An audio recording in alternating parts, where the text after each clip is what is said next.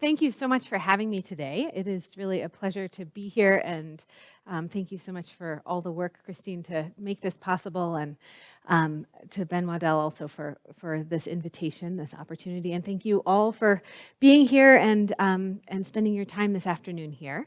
If you didn't get a whiteboard, we'll come around in a few minutes with those because you'll be needing them for an activity.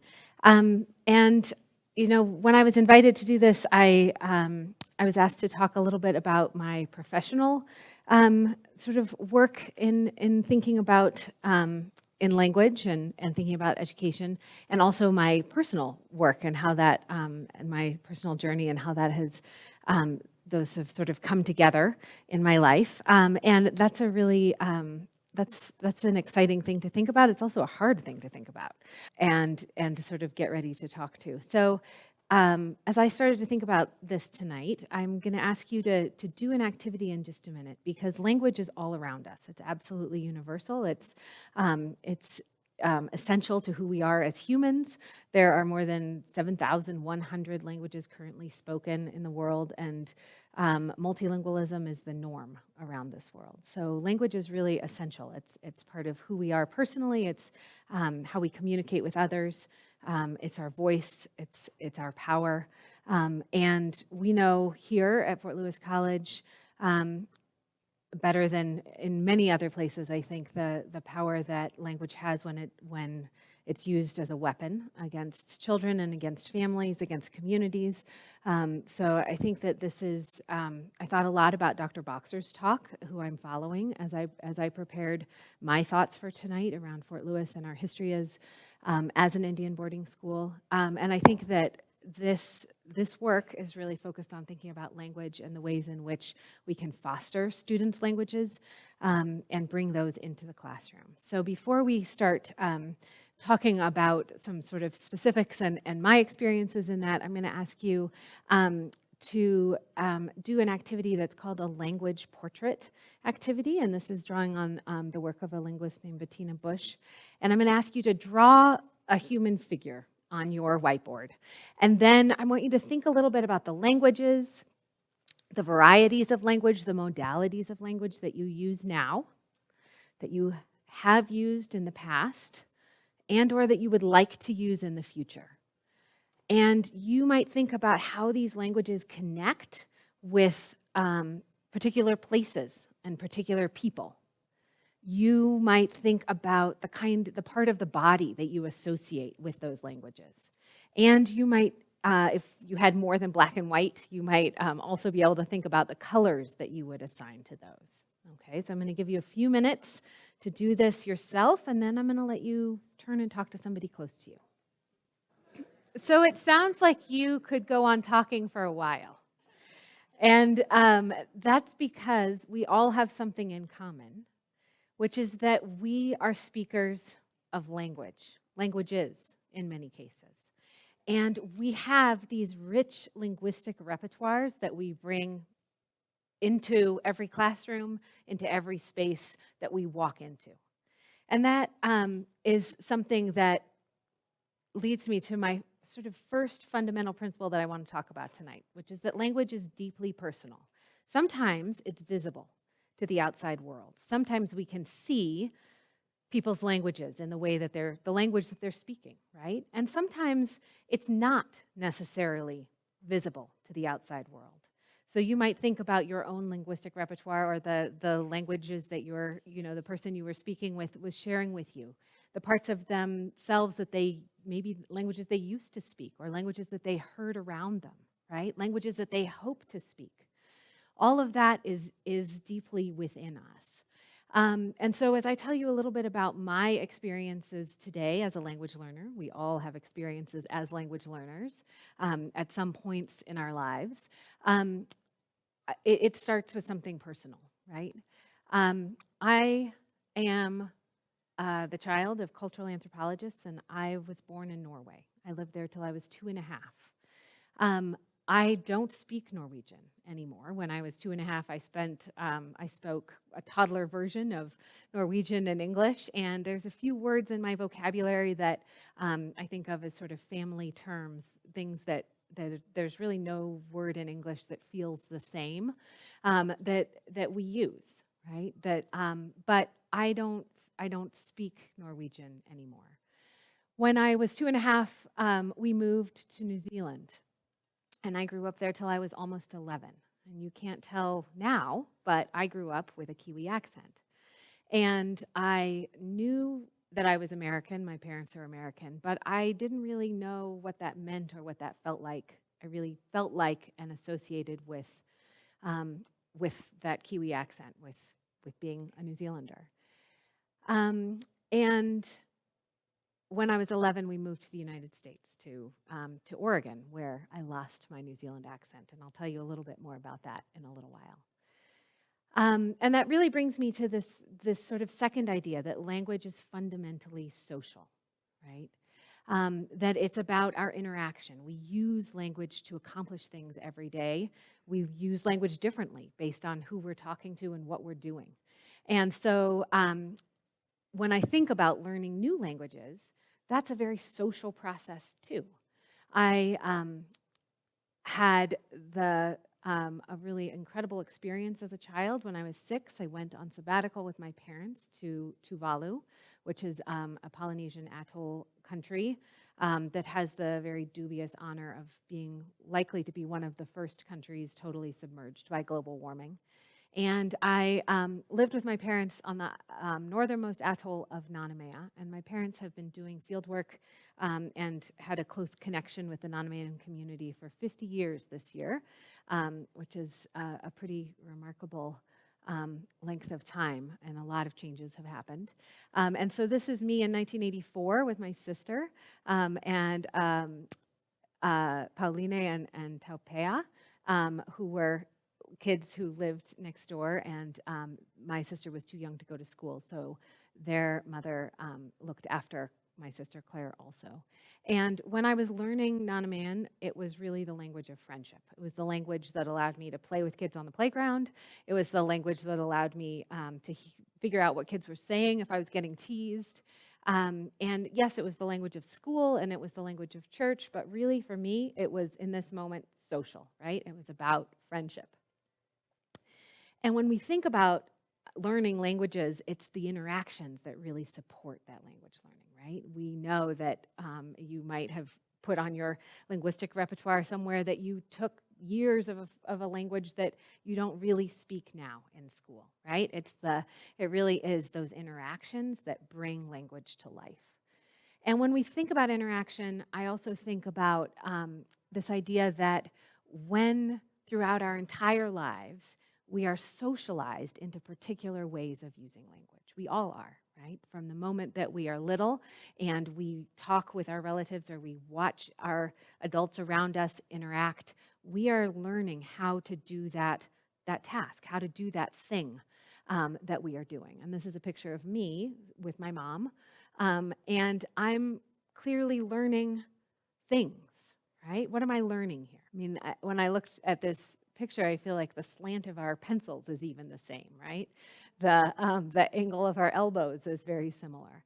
I'm watching her do this, and I'm learning how to do it too, right? And in this situation, I'm learning how to do something that aligns really closely with the kinds of language and literacy practices that are valued in schools, right? I was actually writing a letter to my correspondence teacher, I think, in this picture, but this really draws on this idea of language socialization. Linguistic anthropologists Oakes and Schifflin, who talk about language being around us all the time. And language socialization is the process of acquiring the knowledge and the practices that enable people to really exist and participate in a community. And when we think about language in schools and children, some of the language practices that they are socialized into match really well with school expectations, like you see this here. And some of them are rich language practices, rich literacy practices, and they aren't matching well with what schools expect. And when we as schools don't recognize those language practices, that's the failure of schools. It doesn't necessarily feel like that to students, right? It feels like they are the ones who don't fit in. And instead, it's schools that are just not recognizing the language practices that are happening in those communities. So language really is, at its heart, social. And when I think about my own experiences as an 11-year-old, we moved to, almost 11, I moved to Oregon, and I stuck out, right? I went to a new school, a new system. I did not understand hot lunch at all. And I had this New Zealand accent, and I sounded different. And I think this idea of how we sound in relation to others is something that we don't talk about enough in schools, because we don't notice how the dialect or the variety of language that we're speaking until we're faced with people who sound a little bit different, right? I didn't know that my accent sounded different until I was around people who didn't speak like I did.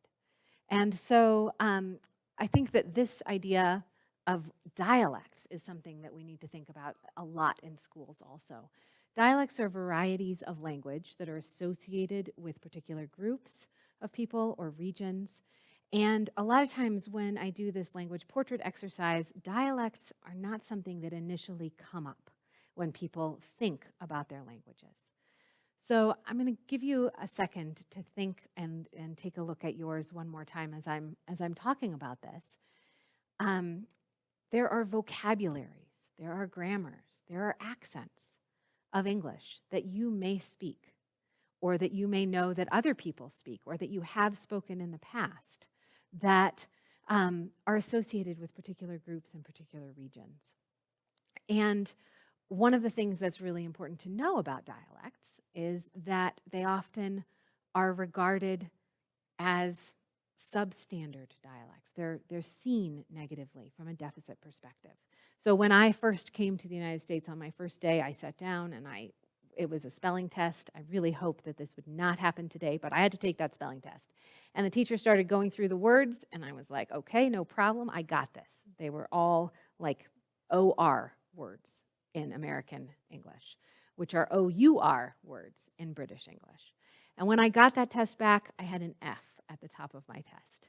And I was outraged, like, hello, I just moved to this country. I didn't know that you spelled it OR when I spell it OUR. And I think that one of the things that happened for me is I was able to go home and I was able to talk to my parents and I was able to say, I can't believe the teacher did that, right? And what that is privilege, because I was almost 11 years old before somebody said to me, your English is not the right English. And for so many students who grow up in communities of color and who speak African American English or Native American English or Chicano English or Appalachian English, they hear that message from schools long before they get to be 11 and they fail a spelling test, right? So if you are somebody who grew up hearing that that you didn't have good grammar, or that you pronounced words funny, or that you had an accent, that's incorrect, right? That means that you speak, or you know people who speak a dialect other than standardized American English. And it's really time that our schools can recognize that and help students name that and really help to see that as the linguistic wealth that it is that exists in any group of people who come together. And that sort of brings me to this next point, that language is really fundamentally cultural. And I'm sure that that's not something that sounds new, and it should seem really hopefully it feels obvious at this point in our world where we are. But I think in schools, we haven't recognized that for a long time. And so when I was almost 19, I had the chance to go back to Nanamea, and I haven't gotten to go back since. But my parents were returning, and I was finishing my first year in college, and I managed to take the summer and go, and it's still really challenging to get to Nanamea. So we had scheduled this sort of 3.5-month trip, and we were able to spend 6 weeks there on this visit because there's one ship, and you need to take the ship In order to get there, it's a 3-day journey, and the ship doesn't run very often. So I was on this beautiful atoll, and I volunteered to go back to the school that I had attended as a child to volunteer to teach English. And I did not know anything about teaching. I was an undeclared whatever that is after my first year of college, and I wasn't sure what I was going to do at all. And I volunteered to help teach English, and I walked in, and the teacher walked out. And I had no idea what to do. But it was pretty clear that I was supposed to teach English, and she gestured to this pile of textbooks that had been donated by the Australian government, and she showed me the page that they were reading. And it was a story about a farmer and a cow. And the farmer fed the animals the wrong food, and the cow tipped over the milk, and it was supposed to be humorous. And it had absolutely no meaning, no relevance. Nanumea is a very small atoll. Tuvalu is a very small country, less than 10 square miles for 10,000 people. And there's no room for cows on Nanumea. Milk comes in a tin, and there are definitely chickens, and there are definitely pigs, and people take very good care of animals, but none of it matched the farm in this Australian textbook. And it became pretty clear to me that this wasn't going to work, and it was really uncomfortable to try to teach this way. And I wasn't sure really what teaching was, but I knew that there was something better.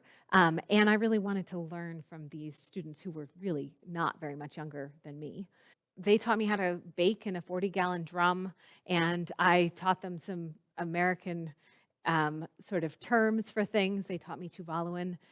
We wrote recipes together, and this was like a really long time ago. There was no internet. There was very little electricity. There were no radio stations that reached Nanumea from sort of Australia and New Zealand. And so there was very limited access to music. And I had these old cassette tapes. They weren't old. They were recently made mixtapes. And I used those to teach songs. And we had a great time. I had a great time. I think they had a great time because they kept coming back. But I, knew that this was like a very clumsy attempt at trying to make school feel relevant, right? To make language feel interesting. And I went back to college, and I went to the education department, and I said, that teaching thing is really hard and really interesting, and I'd like to learn more about it.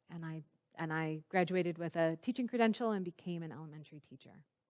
And the next sort of 10 years of my life were spent trying to figure out how do we do this thing called teaching for students who are learning English as an additional language, a second language, a third language, in multilingual communities. And so I moved to the Bay Area, and I was teaching in a school originally that most of the students were multilingual learners, and they were speaking many, many home languages that that I had never heard spoken before, honestly, in my life. So it was a really wonderful place to learn to be a teacher.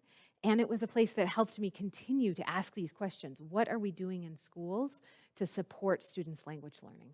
What are we doing well, and what isn't working? Because there were students for whom I could see lots of beautiful ways that these connections were happening, and then other students that it felt like it really wasn't, I wasn't necessarily making those differences. That led me to grad school. After getting to teach here in Bayfield for a couple years, I went back and I worked on my doctorate and got my doctorate at Stanford University, asking those same questions. What is it that we know that works for students, and what is it that we don't yet know? What is it that I don't really understand about how to support students' languages in the classroom, particularly in relation to literacy? And as I think about this, I think that we can't talk about language in schools without talking about the fact that language is fundamentally political. I have had the great pleasure of having a sabbatical, which is an incredible academic thing, and I hope that it continues long into in the future, because it really is amazing. And like so much of the learning in my life, I have, learned the most when I've gone to talk to people and see what they're doing in schools, and sort of just really get a chance to try to understand where they are and where they're coming from. And so, for this sabbatical, I was able to go to the University of Girona in Catalonia, in a region in northeastern Spain, one of the autonomous regions of Spain. And Catalonia, I had never been to Spain, is a really beautiful region. There's incredible beaches and amazing food and wine and beautiful cities. And it's a really interesting place to think about language and schools. And so I went, and I had written this sabbatical imagining that I was going to get a chance to talk to people about what it is like to sort of support teachers to become culturally and linguistically responsive. Catalonia is a very interesting place in terms of language. There's been a long contested history over land in Catalonia. And most recently, that has taken, and with that, of course, we know that land is really connected with language. And with that, there has been a lot of linguistic oppression, a lot of policies by the Spanish government that officially outlawed Catalan as a language during Franco's regime from the late 1930s through 1975. And from what I had read, Catalan was a language that was really thriving in schools and thriving out of schools, and there had been a lot of really interesting work around language reclamation to bring Catalan as an official language into official spheres, but also into daily life. And I knew that the university that I was going to was sending me emails only in Catalan. I knew that schools were going to be taught in Catalan largely. And I also knew that Catalonia has had a large immigrant population come to Catalonia for several decades now. First from South America, and most recently from Northern Africa and also Eastern Europe. So I was really interested. What are Catalonian schools doing to prepare teachers, right, for this really important and interesting work of working with multilingual learners in a situation where they are also supporting Catalan language development and Spanish language development, known as Castellano. What does that look like? And what I found is what I think we who are in schools know. It is complicated. It is not simple, and it's not what it looks like on paper. And so this was a school that I had a chance to visit with some students who are in the Aula de Acogida, which is the newcomer room, supporting students who are new immigrants in learning Catalan. And they're actually acting out a Catalan, sort of a Catalan story that was often told in the fall. And I didn't know this story, and my level of Catalan, I was taking Catalan classes and listening really hard and going home and sleeping really well at night, reminded how difficult it is to learn a new language, how much brain power that takes. So I had a lot of sympathy for these kids who were, and the very hard work that they were doing in retelling this story. And what I found was that teachers were really deeply committed to these kids and to having these students in their classroom and to supporting them in learning Catalan. And when I asked the question about bringing these students' languages and their knowledge and their language resources and cultural knowledge into the classroom, it was hard. Many of the times the teachers that I was talking with were Catalan themselves, and they had family members who had lost language, and they remembered what it was like to be in a situation where they were back in school learning language, and their grandparents had policies and had been punished for speaking Catalan. And so they felt really strongly, personally, about Catalan language revitalization and Catalan language growing and continuing to grow. And they really felt the threat of English as a language that was around them all the time. Instead of going home and watching TV and watching the Channel 3 Catalan language channel, kids were now doing all the things that our kids do here in English. TikTok, right? Snapchat, all the things, all the YouTube. You don't have to watch Channel 3 anymore. You can go to YouTube. And what languages are they reading and hearing all the time? They're hearing a lot of Castellano, a lot of Spanish, and they're hearing a lot of English. So for them, the classroom and the classroom walls felt really important to hold the line for Catalan. And when I talked with researchers, they had a lot of other ways that they could imagine that teachers could incorporate students' language resources and their cultural knowledge into the classroom. And I was able to see some really interesting projects that were community-based projects where immigrant families were very much part of bringing their knowledge into schools.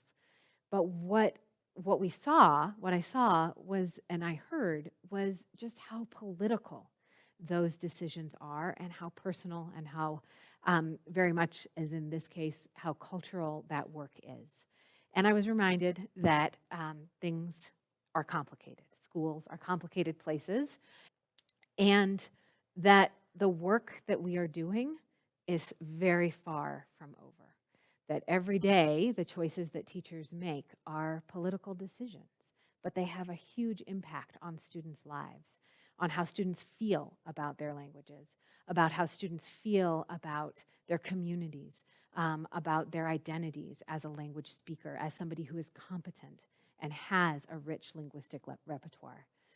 And so I think that as I close tonight and I think about what I hope that I've planted a little seed to think about, is that first, language is a wealth that we have that we don't always recognize in schools, and that we must do better to recognize in schools, because it's such a huge part of who we are and how we communicate.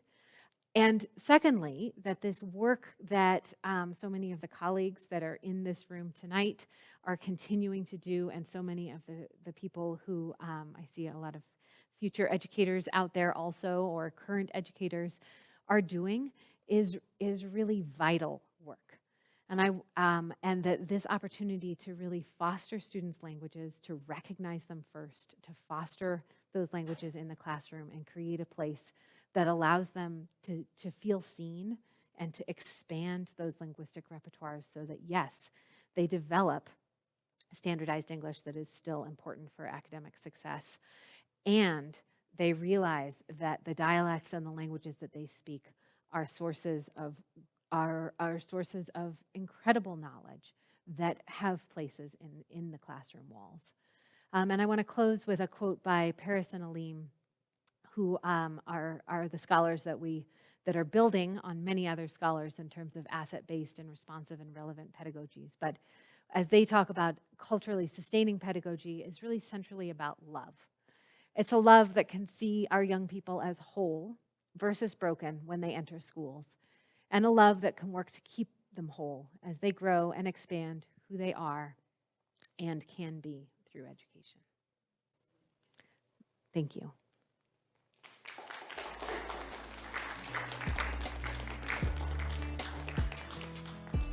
Thank you.